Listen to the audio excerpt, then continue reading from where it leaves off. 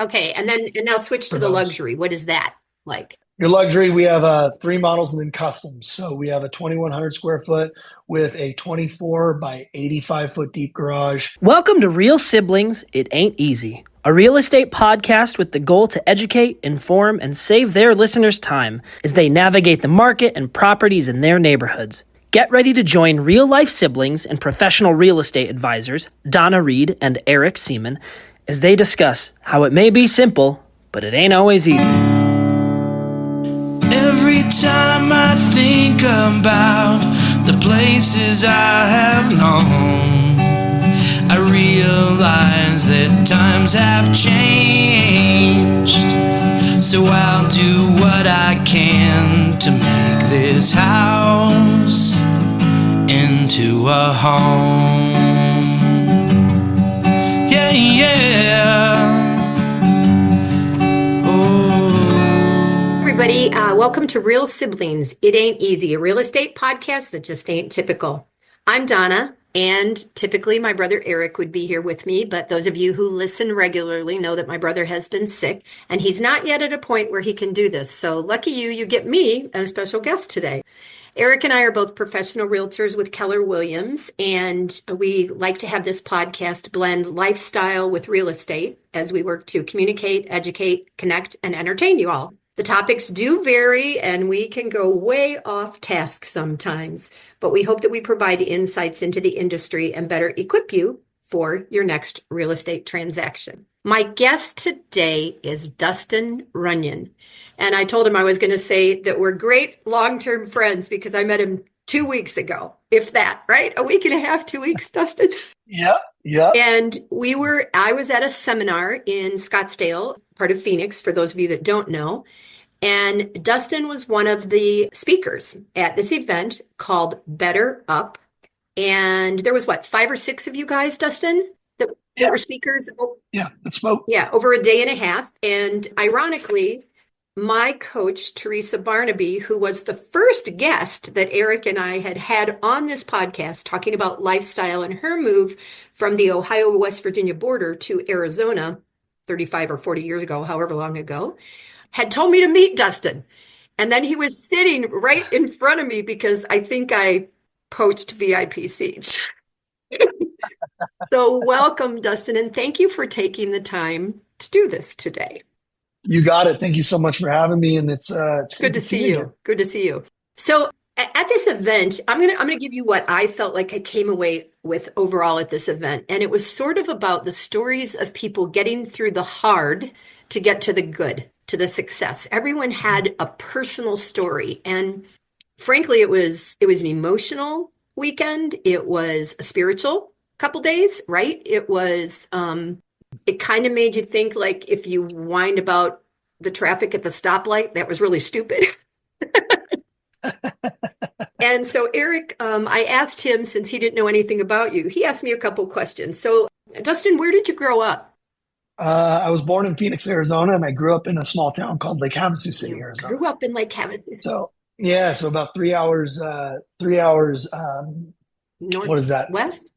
Northwest of Okay. Phoenix. Okay. And was your family involved in real estate, or was your move into real estate just random? And Yeah. So my mom had always been in real estate. So I'd been in real estate offices. There was a small real estate office here in town called Londonderry Realty. And it was, I remember the broker, I had to have been 6 or 7 years old. My mom taking me into the office. There was typewriters and Rolodex cards and no computers. Yeah. And I remember him always being so kind to me.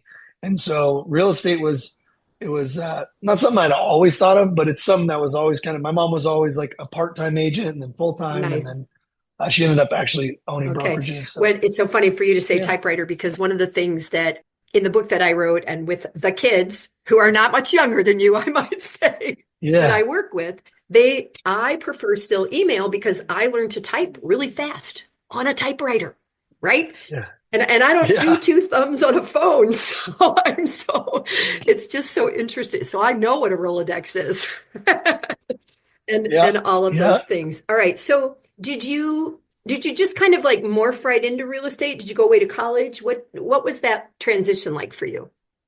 Yeah. So growing up, like had a little bit of a rough childhood. My dad left at 16. And so it was just basically me and my mom, and my mom worked a lot, and she was a realtor, And so I went off. I did not like school. School was not really my gig.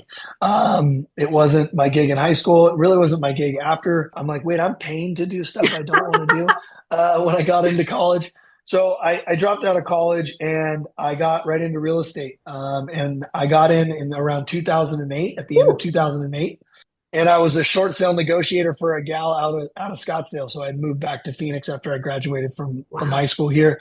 Moved back to Phoenix, and I worked for a gal she was at a Keller Williams there, and I was doing short sale negotiating for her. And so that's kind of how it started.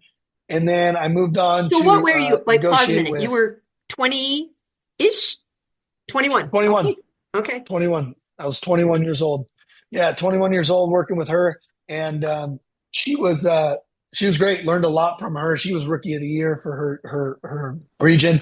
And I honestly, I got the job off of Craigslist. So that's how I met her. Yeah, when Craigslist was a thing back then.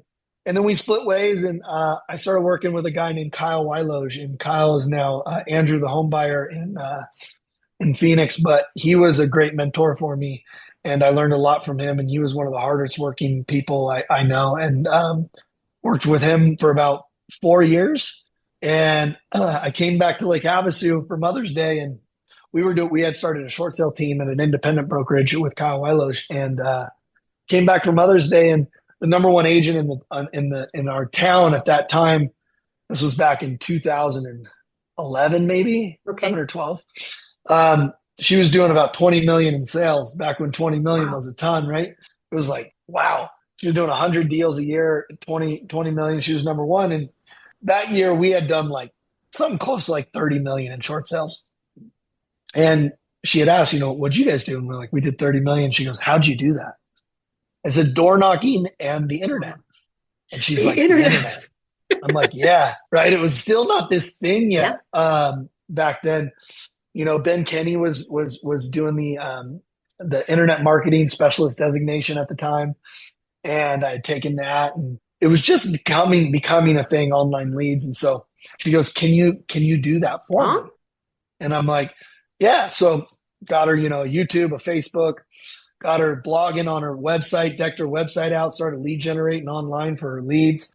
And then another gal in the office, another top producer, hired me to do it. And then finally, my mom hired me to do it. Vicky, she hired me to work for her. And so I was doing internet lead generation essentially for all three of them. And the Phoenix thing kind of fizzled out. So I moved back here and started teaching classes at the Keller Williams here. And it was really cool because it was like the first time in my life that I had felt like I wasn't good at school. I wasn't good at like your traditional, things in life. But I was hungry and I was competitive and I always wanted to win. And so it was awesome being able to go to this market center and to see that I was like being appreciated for a talent. And that was, I taught YouTube classes, Facebook classes, how to online lead generate, blogging, how to post in forums. And so that kind of started the whole thing. Do you think that your mother instilled in you and that saw in you this, even though you weren't the bring home straight A's from school person? Here's what I would tell you.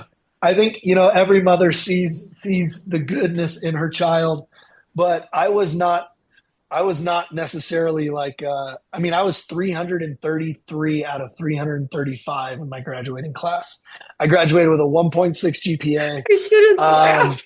You talk about, when you talk about like going through hell and back, I was lost and I was a bit of a degenerate in my early 20s and my late teens. And so, the thing about your parents is they see every mistake you make. They see every mishap. They see every time you don't tell the truth. They see all of it. And you think that you're getting away with it. Right. Yeah. And so when it came to working with my mom, I had some earning to do. So I had to earn some trust back, and I had to earn my right. And, that's what I did by working for the two other women that were amazing women, great entrepreneurs in the real estate space. And then she hired me after the fact. So she always said she saw, saw good things and greatness in me, but it was something that I had to earn back. It was definitely not something that was just given. Yep. So I just want to interrupt right there because something that I heard from every speaker was accepting responsibility. Like you had to accept responsibility for who you were and what you were doing.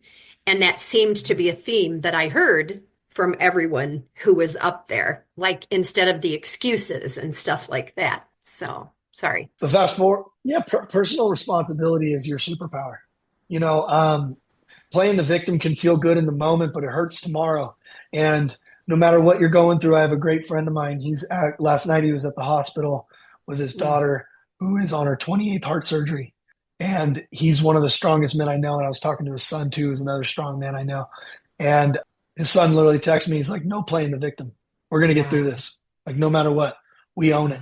And so it's your personal power is in your personal responsibility. The second you point the finger at anything or situation, circumstance, event, or person, you lose your power. And so interesting. I played the victim for a long period of my life, and it always ended up in pain. And I'm with ruthless responsibility today. And I didn't have the greatest childhood. Do you require that of your team? Yes. If you're going to get close to me, you own your stuff. Like if you're going to be close to me, you have to own it, because I'm not going to own it for you. We're going to treat each other like adults. And guess what, Donna, if we went through your story, which I'm sure you shared on your podcast, or we went through mine, or we went through anybody's, every story has issues and problems. Every story has pain. Every story has hell. Everybody's tired at some point, but it's how you respond to life's problems. It's how you respond to life's difficulties. That's what makes the difference in the quality of your life. Yeah, agreed. And so Dustin, I had asked you to change the photo behind you. I put up the little hometown where I grew up. I used to tell people that there was 499 when I wasn't home. My youngest son, who I think might be your age, he can draw our hometown on a bar napkin, and he goes, Mom, there's not that many streets, we talk about it. And then I think about what our lifestyle was in this little town.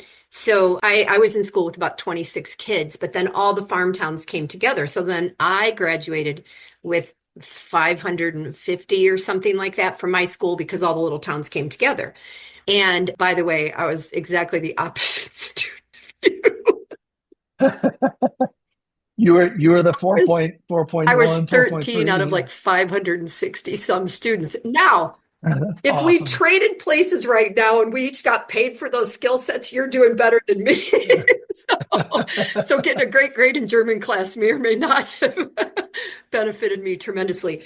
But I told you via chat that I have lived here now. This is my 25th year back in Arizona. I had come here for college and gone back to Ohio, and I've never been to Lake Havasu or Lake Havasu City. And my idea of lifestyle there is spring break and parties. That's like the only thing I know. And I don't even know that personally. That's just what I see, right? So you have behind you a photo that I asked you to put up because you're building, owning, starting this subdivision, whatever. I'm not sure the right words here. Tell me.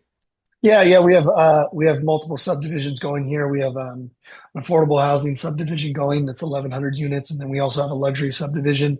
One we just finished that was 50 lots, and this next one's 211 lots, and we are the exclusive builder in there, and it's a gated luxury subdivision here in Lake Havasu. But it's funny you bring it up because everyone always thinks it's a party town, and I'm like, maybe 6 times a year it is, but all the rest of the. But the average age here is 57. That's what I was going to ask that because not having been there, and what was the population like roughly when you were growing up compared to now? I would say we're about 15 to 20,000 more today. So there's about 65, 70,000 here, I would guess. And that was about 45,000 to 50,000 growing up. Okay. And so what, from a price perspective, one of the young ladies that used to babysit for me is a realtor back where I grew up. And prices are just, amazingly different. And she was also a guest on our show. And after we hung up, She said, so Yeah. you get 3% of those prices? It was kind of one of those Yeah. things. So what does, you said affordable housing. What does that look like for you in square footage and pricing? Well, affordable here. Well, I'll start with our average Okay. home price. The average home price here is about Wow. 500,000. Okay. More than So, here. 3.2, 1,600 square feet. Yeah. You're around that now, depending on the time of year, 475 to Yeah. 500. So affordable for us is around 350,000. So that's our goal for our target for our new development, which is called DL Ranch, which is 350,000 is that goal. We're a resort town, so there's a lot of second homes out Okay. here. And we get a lot of Californians, we get a lot of snowbirds, we get a lot of people out from Montana and Canada and from Wisconsin and just Totally. all Yeah. all of the snow areas, right? Yeah, and then get a lot of the Californians in the summer. Okay. And so And you can't be that far. there's a Because I've never been to where you are exactly. For me, I would take Interstate 8 to San Diego or 10 into LA. Where are you, like the Californians? Like, what's the most direct route for you to get to California from where you are? so you're going to take to get to California from here, you're going to take the 40. Okay, so you're up by the 40. Okay. Okay. So Okay. you're going to take where a lot of people come in from California is the Orange County Okay. area. Okay. That's where we get a majority of people. Similar values, they have the ocean, they're out by the ocean, they're out by the water, they want to come here. Less traffic, And you have water. less all that. And We yeah. have water. Yeah, we don't. It's really the Yeah, I Colorado know. River that just bellies Yeah, out. Yeah. yeah. No, it's Yeah. interesting to think about that. That 350,000-ish. What's the square footage roughly of those options? Those are about 1,200 square Okay. feet. So they're small, 1,200. So we have three options, which is about 900, 1,200, and Okay. 1,400 Okay. And now switch for to the those. luxury. What is that like? Your luxury, we have three models and then customs. So we have a 2,100 square foot with a 24 by 85 foot deep garage. And there's options. You can get a 100-foot deep garage or a 65 deep Wow. garage, RV garage. Then you have a 2,400 and then a 3,000. Those range anywhere from 1.4 million to 2.4 million. Okay. And then our customs range anywhere from 3 to 4 Okay. million. So the garage is that big. Is that because people are putting boats in there or are they high enough for RVs? But probably boats because of the water. We have more RV garage homes per capita than anywhere in the country. And we have more RV storage per capita than anywhere in the country. So I forget the percentage. It was something like, gosh, we have over there's 60,000, 65,000 people here. And so we have something like 12 or 15,000 RV storage units, Wow. which is insane. Yeah, they're for toys. Yeah. Yeah. Yeah. Our last garage was our next garage on the house we're building right now is 50 by 90. That's like bigger than some of the houses, right? Oh, it's an airport. It's an airplane hangar.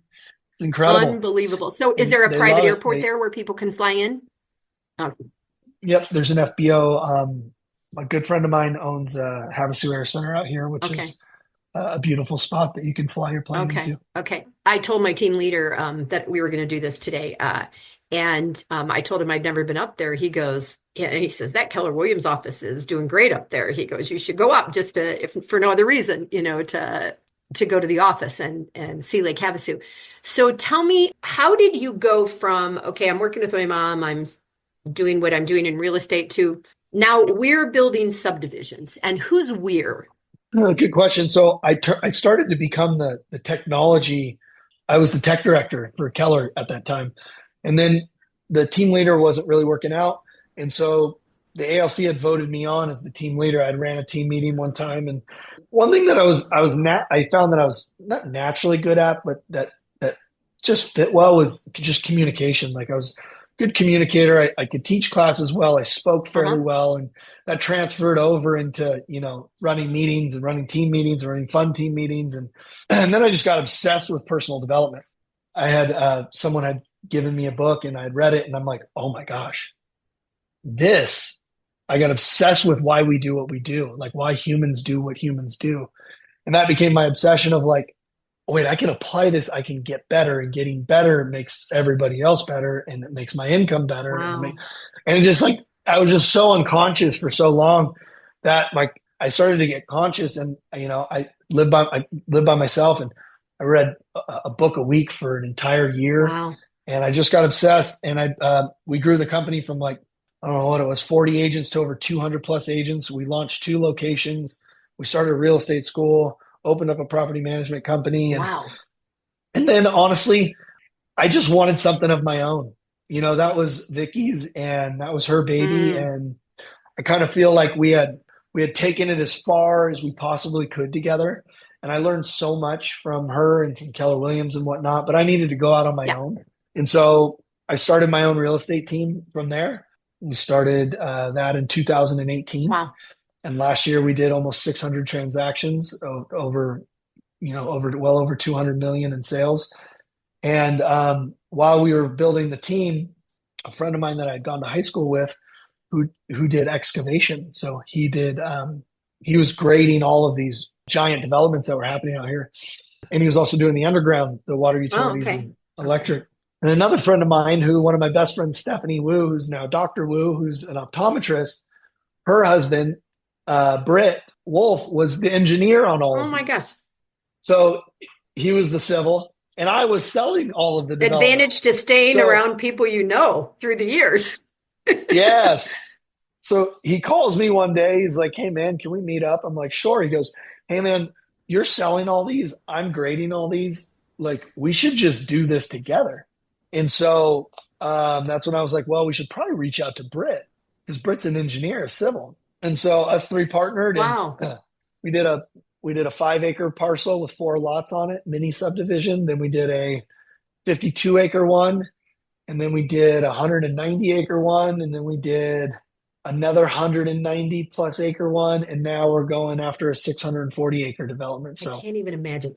All right. So tell me, because coming from that little town that you see behind me, that's 13 miles from Lake Erie, that's got rich soil and grows great crops and near the water and all that, a constant question that we get here in Tucson and probably Phoenix too, because that's been all over the news about water. What's your water situation like as you grow? Yeah. So Lake Havasu City has, like 100-year water for I think it was like 109,000 residents. Okay. So our water situation is great. The one on our affordable housing water development, we had to dig wells. So we have 2 wells out there right now. That is on the healthiest water basin in the state of Arizona. So wow, you have to do water. So a lot of development it's fun with the municipalities, right? So you have to not only do the soil testing, grounds testing, you also have to do water testing, and you have to supply 100-year water supply testing. And then that goes with ADEQ, which is the Arizona Department of Economic Quality or Environmental Quality. So yeah, our water situation, lucky for us, we're lucky here where we're located to have a great water source, have hit a great basin on that water basin it's in Havasu. That's awesome. Heights. One of the things that, based on what's happening with the climate and with everybody everywhere, like the snow in Destin, Florida, and I just, watching things, we don't seem to get in Tucson, the haboob, the dust and stuff that comes through Phoenix sometimes. Do you get that, like big dust storms there at all, or are you pretty guarded from that? We get monsoons that last 30 minutes. Okay, that's kind of us. And it could be across town or across the street, but not in my neighborhood. Is that what yours are like? Yeah. Oh yeah, it's wild. Yeah. It's so wild. I mean, you can have 4 or 5 feet of water in a wash really quick. Yeah, that's one of the things that move in here. Incredible. That it took some getting used to, and the parts of the old parts of town. I often think when it was my ex-husband's grandparents were here when the town had 16,000 people, and so I'm like, yeah, they never planned on 2 million people in the desert. It's part of the reason that the roads didn't connect. It's part of the reason that, because these places came together. I don't know if you have that, but, a road changes name because over here, it was over here before, and then it was here, and now they meet, weird. Weird totally. Things like that. So is there anything that you feel like you could say as we're heading into 2025, and it's not going to be just realtors that listen to this, it's, people I grew up with, and I don't even know, right? We don't even know. So what could you, as a You're still under 40, aren't you? Aren't you like, that's Yes, I'm you're 38. what, 38? That's what I 38, thought. I yeah. told my brother, I go, I'm pretty sure he's the age of one of my kids because I told you that. What might you say to a younger person? Part of that program again was people who just totally changed their lives for whatever reason. You have told your story a little bit. What about the person that's struggling, that doesn't know what to do? Any advice in this hard time? Hard time politically, hard time financially, hard time emotionally? Yeah. How might you advise? Yeah, any part of success in life and or in business, it's 90% psychology. It's really 10% mechanics. And so it goes back to how you decide to respond to life. There is the most successful people I know. My business partner, he's a legit billionaire, and Mark Lindsey out of Vegas. And guys like that, there isn't, Kristen Cole, she was on her own at 12 Right. years old. She's had a son that has Right. passed from suicide. There just isn't anybody that I know that has any sort of fulfillment or purpose in their life that hasn't been through hell. And so if you're in the midst of hell right now, I would ask this question, and I do this often. I said it on stage that day. I said, how many of you have been through hell, and when you got through it, you were stronger? When you got through it, you were more understanding. You were more intellectual. You had more context to life. You had a different perspective on life. And everybody raised their hand. Yep. And I said, if that's what comes from walking through hell, why do we avoid hell so much? The only people without problems are dead. And so if you're going through something difficult, you got to start with focusing on what you can control.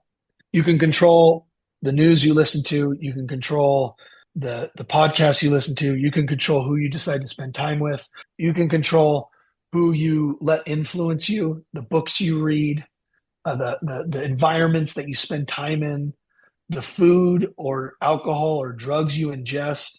So you got to start there. And what I tell people is, when you're going through something that's really, really tough, focus on the controllables. Start eating better. Start reading things that are more positive and more uplifting too. Start surrounding yourself with people who don't whine and complain. We have to call it the VSG, the victim support group. When we're down and out, we tend to want to go to somebody else who's down and out, or someone else who will just sympathize with us instead of somebody who will help us and hold us accountable and help us get to that next level. We look for this victim support group, and it's a group that doesn't do much on this earth. So focus on what you control. Second thing, focus on the next best thing you can do. I go and I speak at a lot of different places, and I ask this question: how many people in the crowd right now knows what they need to do and is not doing it? I'm not saying you need to know step 3, 7, 10, 12, 50, but 99.9% of people know what the next step is. Yeah. Whether it's getting sober, whether it's working a little harder, whether it's starting to make your calls, whether it's going to the office a little earlier, whether it's getting rid of those friends that don't longer serve you, whether it's stopping on your spending habits that are drilling you down, whatever your vice is. Yeah. And 3, and this is like the superpower, if you're going through hell. Superpower. If you can find a way to be grateful for whatever you're going through, even if it's painful, gratitude is the antidote to any negative emotion. And if you can find, I always am grateful when I get through it. Today, I try to be grateful while I'm in it. What is this trying to teach me? What am I supposed to learn from this? What is God trying to get me to see that I'm not seeing? Where is the lesson in this? And asking more powerful questions, because questions control focus. That is, I think that before we left that day, I hugged you and I kind of told you a little bit about my life. And it was weird because this morning I posted, I slept till after 7 o'clock. I haven't slept till after 7 o'clock in 3 years, 4 years. Like, I don't even know what that. And then I'm like, oh my God, I've already missed 2 hours of life. But simultaneously, somebody said, what was your secret? And I didn't have a good night last night. I had a run-in with my eldest. But I think that then I was like, okay, that's done. Push it to the side, because you're going to wake up tomorrow morning and you're going to do the next. And I do think that I never thought that I was a judgmental person. And in theory, I still don't think I am. However, I think that we all, the same way we look at someone, I tell my nephew, he's got gauged ears this big. I'm like, if you weren't my nephew, I just think you were nuts. And I still kind of do. But I don't make judgments anymore because we don't know what the backstory is. We don't know the rest of the life. And so if we can be empowering rather than, just like, oh, nothing at all, I do share. People know my story. It isn't like they don't. And I think that's one of the things that was great about Better Up. I think people saw the real part of other people's lives as compared to this pedestal that we think we put people on as if nothing has ever gone wrong in their life, So. Yeah, it's just not, if you're over 30, you've been kicked in the teeth by life. Yeah. And the difference in the quality is how you decide to respond. Yeah. So many of us are so emotionally reactive and so emotionally charged and get offended so easily and life's happening to them, and they play the victim and it's, I played that for a while and it doesn't work. My dad left at 16. I didn't talk to him until he was 30. He died 4 or 5 years ago at 58 years old. I didn't have the greatest upbringing with him. And you know what? I blamed him for so long and was he the greatest guy? No. But first you get to a point to where you're like, you know what? It's not my fault that my dad was not a great dad, but it is my responsibility to heal and grow from it. It is my responsibility to take control of my life. I can sit here and blame him till I'm 50 and people do that. Mm-hmm. Yeah. Yeah. But blame a spouse, blame a parent, blame a mom, blame a friend, blame an event. Yeah. And there's other people that it's what fuels them. That's true too. To me, it's I'm good at like playing a 33 or a 45 record just over and over and over and over and over again. It's like breakthrough. Those records, those are before you. Oh, I got a record. You got a record player. I love it. Yeah. Oh yeah. All right. Well, thank you for your time. I'm gonna wrap this up, and I'm gonna email you about the book that I gave you that I wrote, and what I'm working on. I'm working on doing a TEDx related to it, but also doing some team meetings, a lunch and learn. So maybe if I get up that way, I sent it to Prescott, somebody in Prescott today and stuff. So be a good excuse to see you, see what you're doing, see how you're leading, and maybe be able to influence somebody related to my life, I love it. Well, I love what you're doing, and thank you so much for having me on. And it was great to meet you. Then it's good to see you again. All right, I'm going to close this out. If there's anything I could ever do, I'm always here. So as we close it out, I'm not going to do the closing that I usually do with my brother Eric because clearly he is not here to be my counterpoint. I hope that you learned a little bit today, not just about houses, but about lifestyle, where we live, how we live, dollar amounts, what we choose, and how we can continue to learn and grow every day. Keep in mind that if you're in Arizona, specifically the Tucson area, I am here to help. And Dustin is clearly up in Lake Havasu City on the northwest part of the state. And Eric is in the San Antonio area. And we also are part of an extensive network all over the world. I had somebody ask me today about Italy. And yes, we know people in Italy. So keep us in mind. If you're anywhere where we can help, remember that life isn't always easy, or it may not be simple. Oh my God, I can't even tell you what the closing quote is. It may be simple, but it ain't always easy, right? I'm going to get that right. And until the next time, I'm Donna, and keeping my brother Eric in my thoughts. Thank you, Dustin. Eric and I are real siblings. Every time I think about the places I have known, I realize that times have changed. So I'll do what I can to make this house into a home. Yeah, yeah.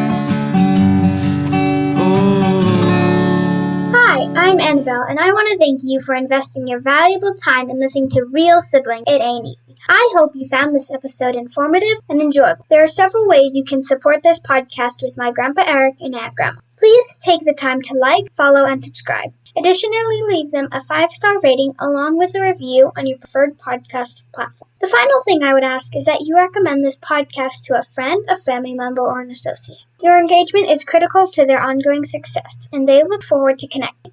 Check out the show notes Grandpa put together with their contact information, including emails, phone numbers, and website. And remember, the real siblings look forward to hearing from you.